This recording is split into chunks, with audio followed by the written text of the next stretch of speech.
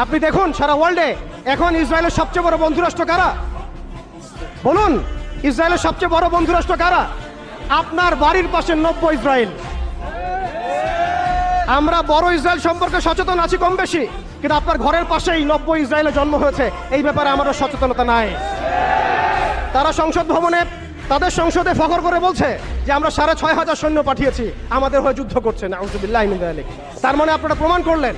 আচ্ছা বলেন, খ্রিস্টানদের সাথে না হয় তাদের সম্পর্ক আছে, তারা আহলে কিতাব, আপনাদের সাথে তাদের কি সম্পর্ক? খ্রিস্টানদের সাথে না ইহুদিদের একটা সম্পর্ক আছে, তারা আহলে কিতাব দাবি করে তারা, কিন্তু আপনাদের সাথে যারা পৌত্তলিক তাদের সাথে এই ইহুদিদের কি সম্পর্ক?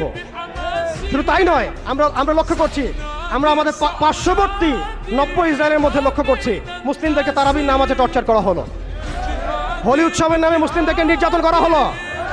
আমরা দেখলাম সেখানে গরুর মাংস বহন করার অপরাধে পিটিয়ে মুসলিমকে হত্যা করা হয়েছে।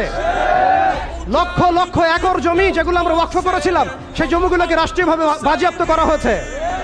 আমি যদি একটা জমি মাদ্রাসায় দান করি, আপনার কোন এখতিয়ার আছে সেটাকে আপনি রাষ্ট্রীয় বাজেয়াপ্ত করতে পারেন? এখানে মানবতা কোথায়? এখানে গণতন্ত্র কোথায়? এখানে এই ইউনাইটেড নেশনস কোথায়? ইউরোপিয়ান ইউনিয়নগুলো কোথায়? আপনাদের এই সব তথাকথিত তন্ত্র